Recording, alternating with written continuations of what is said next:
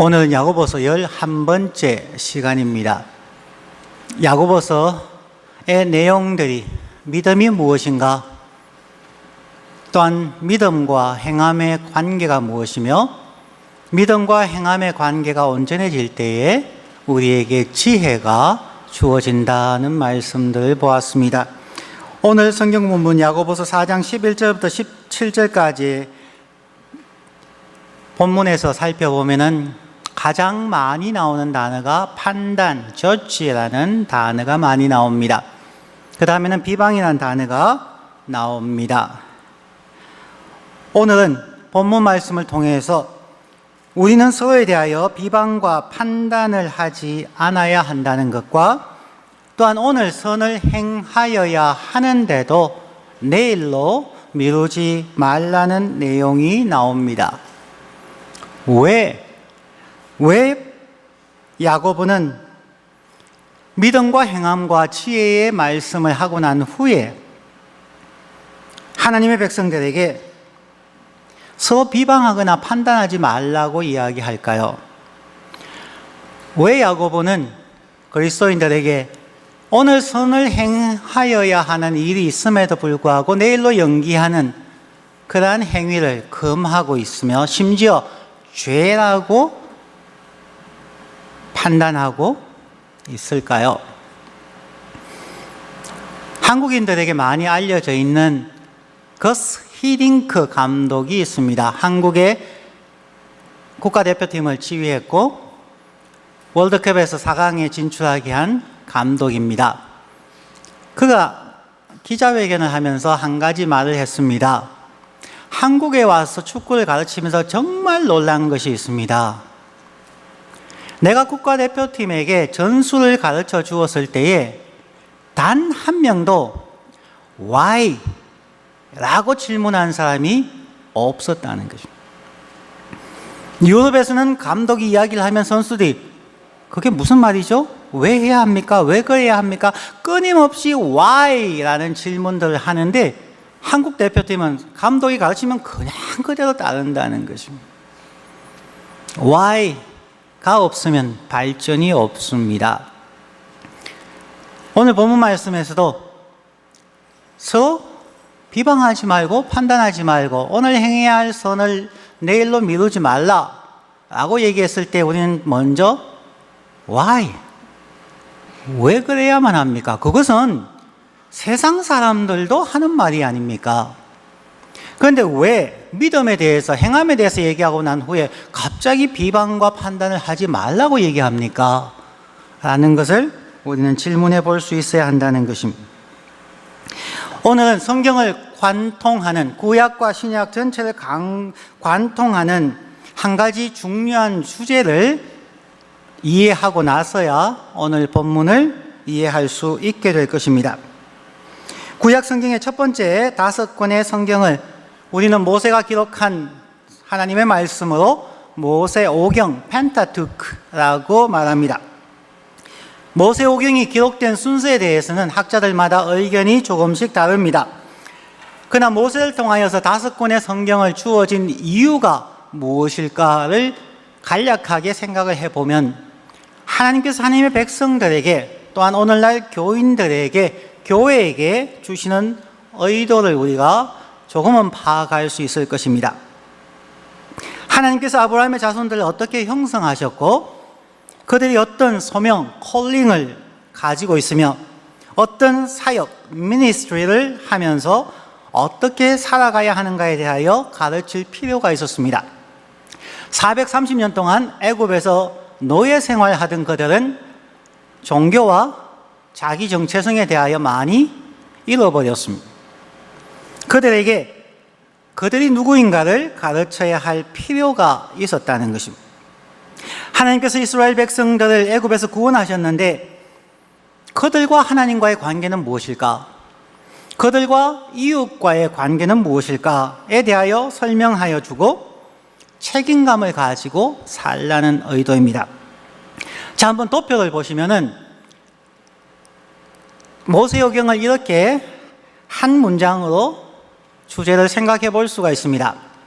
첫 번째를 출애굽기로 잡아서 그들이 현재 출애굽하는 상황이었기 때문에 출애굽기의 주제는 From Slavery to Servanthood라고 노예 생활에서 노예 근성에 찌들어 있는 그들에게 섬기는 사람으로, 하나님을 섬기고 이웃을 섬기는 제사장의 사람으로 변화시켜 나는 목적을 가지고 콜링하시고 사역을 주셨다는 것이 출애굽기 전체의 내용입니다. 그 다음 레위기에서는 그러면 그 제사장, 섬기는 사람의 제사장으로서 해야 할 사명이 무엇인가? 크게 두 가지로 말하면은 예배를 인도하는 삶과 거룩한 삶을 말합니다. 그러면 저들이 누구인가? 민수기서에서는 하나님의 백성은 누구인가에 대하여 말하고 있습니다. 네 번째로 창세기에서는 그러면 저들이 하나님의 백성이라고 했다면 어떻게 저들이 하나님의 백성이 되었는가? 하나님과 이스라엘과의 관계, 하나님이 아담과의 관계, 또한 하나님과 아브라함과의 관계, 자신들과의 관계, 더 나아가서 하나님께서 이 세상을 어떻게 창조하셨는가에 대한 관계에 대해서 설명하는 것이 창세기입니다. 그리고 마지막 다섯 번째로 그들의 소명, 콜링에 대해서 이야기하고 그들의 사역에 대하여, 미니스트리에 대해서 설명하고 난 후에 마지막 부분으로 너희가 아브라함의 자손이기 때문에 축복받는 것이 아니다. 아브라함의 자손임에도 불구하고 하나님의 선택함을 받은 백성임에도 불구하고 내가 너희들 앞에 축복과 저주를 둔다. 너희가 어떻게 소명과 사역에 대한 인식을 하고 어떻게 순종하느냐에 따라서 축복의 길을 갈 수도 있고 저주의 길을 갈 수도 있다는 말입니다. 하나님은 이러한 제사장으로서의 하나님의 백성을 부르신 것, 그게는 이스라엘만을 위한 것이 아니라는 것을 이미 보여주고 있습니다. 모든 민족, 모든 방언의 사람들을 위한 제사장입니다. 창세기 12장 1절부터 3절까지에서도 하나님께서 너를 통하여 모든 민족이 복을 받게 하신다는 원대한 뜻이 들어가 있습니다. 그러면 노예 근성에 찌들어 있는 노예 생활에서 섬기는 제사장으로 되었을 때에 제사장이 드리는 희생 제사 5가지가 있는데 이것은 항상 지켜져야 한다는 것입니다. 첫 번째는 이스라엘 백성들이, 또한 하나님의 사람들이 하나님께 100% 자신을 헌신하는 burnt offering, 완전히 자기를 불태워버리는, 100% 불태워버리는 번제를 드리게 했습니다. 그리스도인들이 내가 100% 하나님의 사람입니다, 나는 죽고 그리스도가 내 안에 사신 것입니다 라고 고백하는 번제를 드리게 하셨습니다. 두 번째는 곡식을 가지고 감사죠. 추수하고 난 후에 감사의 제사로서 소제를 드렸습니다. 그 다음에 우리 일상의 삶 속에서 어려움들이 워낙 많아지니까 하나님과의 관계가 느슨해지고 이웃과의 관계가 비방과 판단과 어려움들이 있으니까 관계의 회복을 위하여서 화목제를 드리게 하셨습니다. 하나님과 나와의 관계를 회복하기 위하여, 나와 이웃과의 관계를 회복하기 위하여 항상 화목제를 드렸습니다. 그리고 네 번째로는 죄를 짓는 자신이나 이웃을 위하여 드리는 속죄제가 있습니다. 다섯 번째로는 우리가 잘못한 재물이나 성전의 기구 등 물질에 대하여서, 사람도 포함되지만 물질에 대하여서 배상하는 의미에서의 속근제가 있었습니다. 제사장들은 항상 이 5가지가 우리의 삶 속에 있어야 한다는 거죠. 우리의 삶 속에서 이 5가지가 있느냐? 이 5가지가 있으면 하나님의 나라는 이미 임하였을 것입니다. 우리가 끊임없이 자기 자신을 번제의 제물로 하나님 앞에 헌신하며 늘 감사의 제단을 쌓고 관계 회복의 화목의 제사를 드리며 죄를 뉘우치고 잘못했을 때에는 배상할 수 있는 그러한 삶이 하나님의 백성의 삶, 제사장들의 삶입니다. 자, 그러면 성경에서 하나님께서 이러한 모세의 오경을 통하여서 노예 건성에서 섬기는 제사장으로 제사장의 삶의 역할들, 예배와 거룩함을 가지고 또한 그들이 어떻게 하나님의 백성이 되었으며 하나님의 백성을 어떻게 살아가는가를 보여주시고 축복과 저주의 말씀을 그 앞에 두시는 그 후에 나타나는 세 부분이 구약 성경에 나옵니다.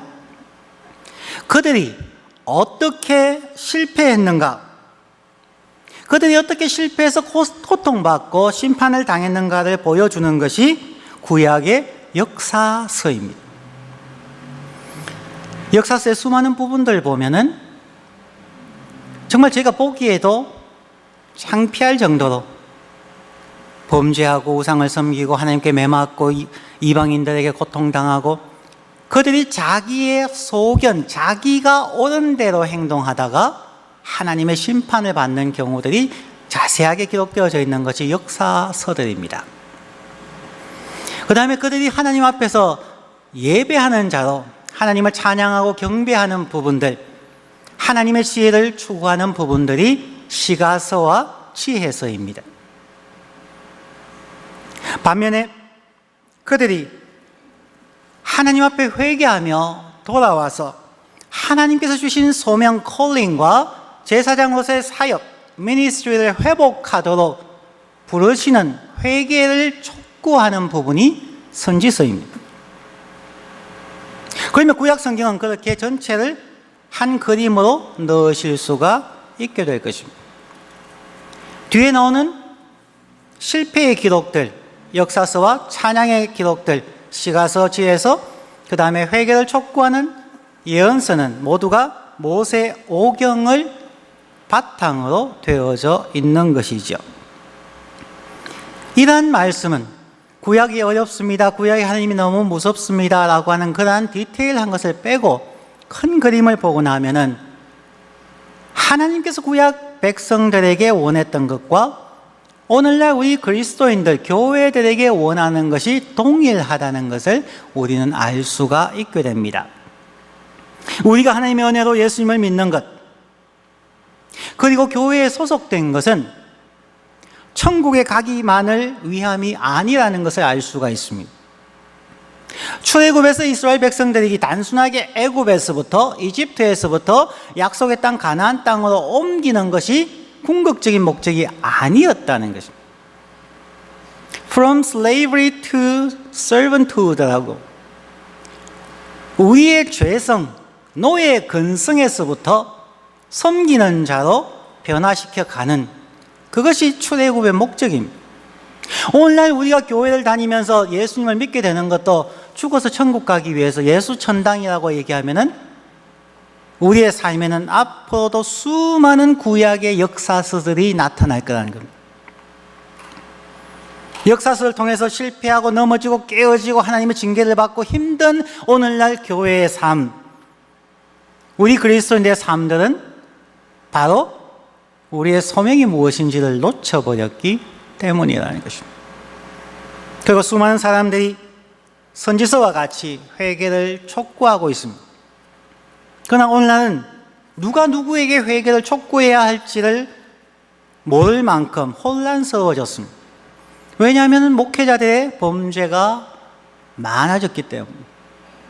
교회의 직분자들의 범죄가 많아졌기 때문에 오늘날 교회에서 회개를 촉구하는 설교나 성경 공부를 하는 것이 힘들어져 버렸습니다. 소명을 잃어버렸고 사역의 본질을 더 나아가서 책임 있는 그리스도인의 삶을 놓쳐버렸기 때문입니다. 성경의 신약과 구약은 모든 사람들이 하나님의 백성으로 살아갈 소명과 사명과 책임 있는 삶에 대하여 말씀하고 있습니다. 자, 그러면 구약과 신약에서 한 구절씩 중요한 구절을 한번 정리해 보고자 합니다. 모세오경 전체에서 단 한 구절을 선택하라고 한다면 모세오경의 전체 주제를 저는 출애굽기 19장 4절부터 6절에서 찾을 수 있다고 생각을 합니다. 출애굽기 19장 4절부터 6절입니다. 나의 애굽 사람에게 어떻게 행하였음과 내가 어떻게 독수리 날개로 너희를 업어 내게로 인도하였음을 너희가 보았느니라. 즉 내가 너희를 어떻게 구원하였는지 너희가 보았느니라. 5절 말씀. 전 세계가 다 나 하나님에게 속하였나니 너희가 나의 말을 잘 듣고 순종하고 내 언약을 지키면 너희는 모든 민족 중에서 나의 소유가 되겠고 너희가 내게 대하여 제사장 나라가 되며 거룩한 백성이 되리라. 너는 이 말을 이스라엘 자손들에게 전할지니라. 내가 너희를 어떻게 구원하였는지를 보았는데 그 목적이 너희를 나의 소유가 되고 제사장 나라와 거룩한 삶이 있는 백성으로 만들기 위한 나의 분명한 목적이 있었다고 말하고 그것을 이스라엘 백성들에게 전하라고 말씀하신 것입니다. 이 말씀을 신약에서 한 구절로 말한다면 베드로전서 2장 9절에서 찾을 수가 있습니다. 그러나 너희는 택하신 족속이요 왕같은 제사장들이요 거룩한 나라요 그의 소유된 백성이니 이는 너희를 어두운 데서 불러내어 그의 기이한 빛에 들어가게 하신 이의 아름다운 덕을 선포하려 하심이라. 예수님의 수제자라고 이야기하는 베드로가 예수 그리스도의 삶을 다 보고 배우고 따라가는 그가 이스라엘 전체 백성들에게 또 교회에게 하고 싶은 말, 자기가 단 하나를 얘기하려고 한다면 바로 모세오경에서 가장 중심이 되는 출애굽기 19장의 말씀을 가져와서 강조하고 있다는 거죠. 내용이 거의 완벽하게 똑같습니다. 너희는 택하신 하나님이 선택한 백성입니다. 왕같은 제사장이요 거룩한 나라고 소유된 백성입니다. 똑같은 단어죠. 한글 성경에 왕같은 제사장이라고 할 때 영어 성경에 a royal priesthood인데 이 부분을 잘못 해석하면 안 됩니다. 사람들은 이렇게 생각하시는 것 같아요. 우리는 왕이고 제사장이다라고 생각하는 경우가 있습니다. 그거 해석은 잘못된 거예요. 왕족인 제사장으로 해석해야 되겠죠. 저희들은 왕이 아닙니다. 왕 같은 제사장과 왕족이지만 왕이 아닌 제사장으로 해석하는 것은 엄청난 차이가 있습니다. 왜냐하면 베드로전서 2장 9절을 그리스도인들이 참 많이 암송하는데 이 암송을 하고 나서 자신을 왕으로 생각을 해요. 왕이 되면 뭘 해야 돼요? 판단을 해줘야 됩니다. 그것이 잘못되었고 이것이 잘 되었습니다라고 재판관이 된다는 거죠. 하나님은 우리를 왕으로 삼은 적이 없어요. 성경을 출애굽기를 보시든지 베드로전서를 보시든지 너희는 왕이라고 한 부분은 한 부분도 없습니다. 왕족인 제사장이라는 말만 있을 뿐입니다. 이런 말씀을 이해하셔야 오늘 본문이 이해가 된다는 거죠. 우리는 왕이 아니기에 비방하고 판단하는 것은 그리스도인의 정체성의 정면으로 위배된다는 말입니다. 구약과 신약의 주제가 똑같지 않습니까? 구약과 신약의 주제를 관통한 주제를 두 가지로 잡았을 때 첫 번째는 오실 메시아, 구원자 예수 그리스도의 오실 메시아와 신약에서 이미 오신 메시아 예수 그리스도에 대한 주제가 가장 크고 중요합니다. 두 번째가 그러면 우리는 누구인가? 우리가 목적을 가지고 구원함을 받은 하나님의 분명한 부르심 앞에서 콜링 앞에서 우리를 헌신하고 우리에게 맡겨주신 미니스트리를 사역을 감당하며 책임 있는 거룩한 성도의 삶을 살기 위하여 우리를 구원하시고 부르시고 지금도 임마누엘로 함께 하신다는 것을 이해하는 것입니다. 저와 여러분의 삶은 바로 제사장의 삶입니다. 기독교에서 말하는 만인 제사장설, 모든 사람은 제사장입니다. 그러면서 부르심과 사역을 기억하고 순종해야 한다는 것입니다. 이러한 우리의 정체성과 사역을 이해하시면서 오늘 본문을 이제 두 가지만 생각을 해봅니다. 야고보가 오늘 본문에서 이야기하는 것은 죄 사함의 사역을 감당하라는 것입니다. Do the ministry of forgiveness of sins. 11절 12절 다시 읽습니다. 형제들아 서로 비방하지 말라. 형제를 비방하는 자나 형제를 판단하는 자는 곧 율법을 비방하고 율법을 판단하는 것이라. 너가 만일 율법을 판단하면 율법의 준행자가 아니요 재판관이로다. 입법자와 재판관은 오직 한 분이시니 능히 구원하기도 하시며 멸하기도 하시느니라. 너는 누구이기에 이웃을 판단하느냐. 하나님은 우리에게 말씀을 주셨습니다. 특히 모세오경에서 제사장의 역할에 대해서 말씀하셨습니다. 하나님의 말씀을 가르치기도 하고 하나님의 말씀에 따라서 제사 드리는 자입니다. 정죄하거나 판단하는 것이 아니라 예배와 죄 용서함에 제사를 인도하는 자들입니다. 그들은 형제자매, 예배자들, 이웃의 잘못을 보고 비방하거나 판단하지 않았습니다. 그들이 가지고 온 재물, 짐승들을 잡아서 하나님께 드리고 하나님이여 저들의 죄를 용서하여 주옵소서. 아직도 연약하지 않습니까? 아직도 어리석지 않습니까?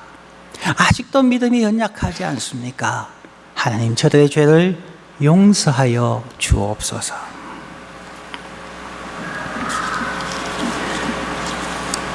그러나 오늘 우리의 삶은 그러하지 않을 경우가 많습니다.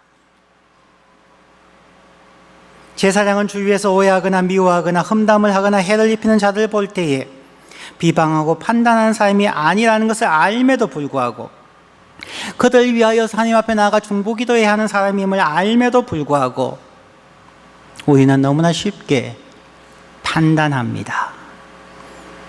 너무나 쉽게 저 사람은 이게 털렸어, 저 사람은 말투가, 저 사람은 눈빛이, 저 사람은 인간관계가 참 좋지 않아, 저 사람은 너무 어려, 너무 부족해. 우리는 너무나 쉽게 판단하고 더 나아가서 비방한다는 것입니다. 우리는 신앙 고백할 때 우리 모두는 죄인이라고 얘기하죠. 전적으로 타락한 인간이라고 우리는 스스로에게 말합니다. 그럼에도 불구하고 우리는 판단하고 비방한다는 것입니다. 용서를 선포하여야 할 사람들, 제사장들이 예배자들과 이웃을 비방하고 판단한다면 이는 사이비 제사장이요 잘못된 사람들입니다. 정체성에 어긋나기 때문에 믿음과 행함과 지혜 다음으로 강조하는 것, 판단과 비방은 그리스도인의 정체성의 정면으로 위반되는 것을 당신은 아십니까? 하는 그 말입니다. 예수님께서 대제사장이 되셔서 우리의 죄를 대신 감당하시고 대신 십자가에서 죽으신 것처럼 우리는 예수님을 닮아가기 위하여 부단히 노력해야만 합니다. 예수님의 삶은 로마서 5장 8절에 나오죠. 우리가 아직 죄인 되었을 때, 즉 우리가 아직 예수님을 사랑하지도 않고 알지도 아니하고 하나님을 멀리 떠나 있는 그때에 그리스도께서 자기를 비난하고 죽이려는 우리를 위하여 십자가에 죽으심으로 하나님께서 우리에 대한 자기의 사랑을 확정하셨습니다. 자신을 비방하고 죽이는 자를 위하여 십자가에서도 아버지여 저들의 죄를 용서하옵소서. 저들이 하는 것을 알지 못합니다. 바로 이 예수 그리스도를 믿고 따르는 우리들은 예수님을 본받아서 예수님처럼 제사장의 사역을 날마다 감당해 나가야 할 것입니다. 혹시 판단이 되어지고 비방할 것이 생기십니까? 얘기하지 않고는 그냥 입이 건질건질해서 어쩔 수가 없으십니까? 그러면 가족이나 친구에게 하지 마시고요. 그냥 저인데 전화하셔서 저인데만 얘기하십시오. 제가 들어드리겠습니다. 제가 딴 사람한테는 얘기하지 않겠습니다. 다른 사람에게는 하지 마십시오. 오늘 본문의 두 번째는 선을 지금 행하라는 것입니다. 13절부터 17절에 보시면은 들으라 너희 중에 말하기를 오늘이나 내일이나 우리가 어떤 도시에 가서 거기서 1년을 머물며 장사하여 이익을 보리라 하는 자들아 내일 일을 너희가 알지 못하는도다. 너희 생명이 무엇이냐? 너희는 잠깐 보이다가 없어지는 안개니라. 너희가 도리어 말하기를 주의 뜻이면 우리가 살기도 하고 이것이나 저것을 하리라 할 것이거늘 이제도 너희가 허탄한 자랑을 하니 그러한 자랑은 다 악한 것이니라. 우리는 내일을 위한 계획을 세웁니다. 그것은 반드시 필요합니다. 오늘 본문이 강조하는 것은 내일 일을 준비하지 말라는 뜻이 아닙니다. 내일 내가 먼 곳에 가서 장사의 이윤을 남기겠다. 그것은 옳은 말입니다. 그럼 성경에서 얘기하고자 하는 것은 무엇일까요? 오늘 할 수 있는데, 오늘 해야 하는데 오늘 하지 아니하고 내일로 미루는 자가 되지 말라는 뜻입니다. 15절 말씀처럼 주의 뜻이면 오늘 당장 이것이나 저것에 순종하겠다는 자세로 우리의 삶이 바뀌어야 한다는 것입니다. 내일을 자랑하는 것은, 오늘 하지 않으면서 내일을 자랑하는 것은 허탄한 자랑입니다. 오늘 해야 하는 일을 내일로 미루는 사람은 내일도 또 미루려고 할 것입니다. 한번 생각해 보십시오. 구약의 제사장이나 오늘의 그냥 목사님들에 대해서라고 생각해 보십시다. 목사님들께서 오늘 바쁘니까 예배를 내일 월요일 날 하겠습니다. 내일 11시에 오셔서 예배 드리겠습니다. 그럼 여러분 뭐라고 그러겠어요? 목사님 말씀이니까 순종합시다 하고 가셔서 월요일 오시겠습니까? 아니죠. 그럼 어떻게 하시겠어요? 저 목사 이제 가실 때가 되셨구나.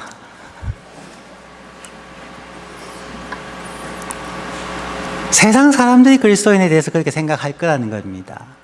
오늘 사랑하고 오늘 용서를 선포하고 오늘 구제하고 오늘 그리스도의 거룩한 삶을 보여야 하는 사람이 오늘 하지 아니고 내가 내일 할게요. 그러면 세상 사람들이 저 사람들 이제 갈 때가 되었구나 라고 생각하는 거죠. 그렇게 교회가 세상으로부터 외면을 당하게 된다는 것입니다. 우리 모두는 연약한 존재입니다. 여러 가지 상황이 발생할 수가 있습니다. 그러기에 우리가 얼마나 연약한 존재인가를 항상 인식하고 하나님을 의지하며 살아야만 합니다. 날마다 하나님 앞에서 이런 아침 시간, 조용한 시간을 가지면서 내가 누구인가를, 날마다 우리가 하나님의 소유된 백성이요 제사장이라는 소명의식을 분명하게 하고 또한 제사장의 사역을 감당해 갈 수 있도록 하나님 나를 인도하시며 지혜를 주시며 믿음과 행함이 있게 해 주십시오 라고 기도하시고 살아가야 되는 것이죠. 우리의 소명과 사역 그리고 거룩함을 향한 책임 있는 생활을 방해하는 것은 우리의 이기심과 연약함과 미워함과 판단과 비방이라는 것입니다. 이제는 노예 섭성을 버릴 때가 되었습니다. 남 탓하고 판단하고 비방하는 옛 사람을 벗을 때가 되었습니다. 오늘 우리는 하나님의 백성으로 선을 행하여야만 합니다. 17절 말씀에서 사람이 자신이 해야만 하는 선을 지금 행하지 아니하면 죄니라고 말합니다. 우리 오늘 용서를 구합시다. 오늘 용서를 선포하십시다. 오늘 어려운 이웃을 내가 가진 범위 내에서 물질이든 시간이든 노력 봉사로 도우십시다. 오늘 하나님의 말씀에 귀 기울여 듣고 순종하십시다. 우리 안에 거하시는 성령 하나님께서 우리가 제사장의 역할을 감당하도록 도우실 것입니다. 우리 안에 거하는 성령 하나님께서 우리를 통하여 오늘도 역사하십니다. 우리가 아닙니다. 이미 우리 안에서 말할 수 없는 탄식으로 기도하시고 우리 안에서 열정적으로 활동하시는 성령님께 우리를 의지하면은 우리는 소명의식과 사역과 책임 있는 거룩한 삶을 살아갈 수 있게 된다는 것입니다. 마지막 결론을 냅니다. 우리가 하나님의 제사장으로 행복하게 살아가는 방법이 무엇일까요? 지난번에 한번 예화 드린 것 기억하시겠죠? 보통 성도님들이 목사님의 설교 내용은 잘 기억을 못해요. 예화는 잘 기억해요. 지난번에 이런 내용을 들은 적이 있습니다. 기억나십니까? 매일 아침 여러분의 통장에 86,400불씩을 여러분 통장에 입금해 드립니다. 여러분이 마음껏 쓰실 수가 있습니다. 그런데 만약 2만 불만 썼다. 그럼 나머지 6만 불은 그냥 밤 12시가 되면 없어집니다. 통장은 매번 깨끗하게 정리가 되어집니다. 그 안에서 86,400불은 여러분 마음대로 쓰셔도 됩니다. 잘 쓰고 계십니까? 대부분의 사람들은 안 쓰고 그냥 미루어 놓았다가 잃어버려요. 자, 우리가 하나님의 제사장으로서 우리에게 매일 86,400불 혹은 86,400초가 하나님께서 우리에게 주신 선물입니다. 자정이 땡 되면은 하나님께서 우리 통장에 집어넣어 주시는 돈입니다. 하루 24시간 곱하기 1시간은 60분 곱하기 1분은 60초 하면은 86,400이 나옵니다. 우리는 날마다 86,400초의 시간, 제사장으로서의 자기의 소명의식을 새롭게 하고 제사장으로서의 사역을 감당할 수 있고 거룩한 삶을 살아갈 수 있는 기회를 매일 86,400초로 우리에게 주신다는 것입니다. 이건 캐리오버가 안 됩니다. 내일로 넘어갈 수 없는 돈입니다. 영어에서 이런 말이 있죠. present, 현재라는 말이죠. 지금 현재라고 하는 present는 또한 선물이라는 단어로도 사용되어집니다. 우리는 매일매일 선물을 받습니다. 이 86,400초의 시간의 선물입니다. 이 선물을 쓰레기통에 구겨 넣어버리면 선물 한 사람에게 엄청난 무례한 행동이 됩니다. 하나님께서 우리에게 날마다 주시는 선물을 구원의 선물과 함께 날마다 86,400초의 선물을 주시는 하나님 앞에서 그것을 잘 활용해서 하나님 앞에 돌려드려야 할 것입니다. 하나님의 제사장으로서 서로 비방하거나 판단하지 아니하고 오늘 해야 할 일을 내일로 연기하지 않는 하나님의 축복된 제사장이 되시기를 주의 이름으로 축원합니다. 기도하겠습니다.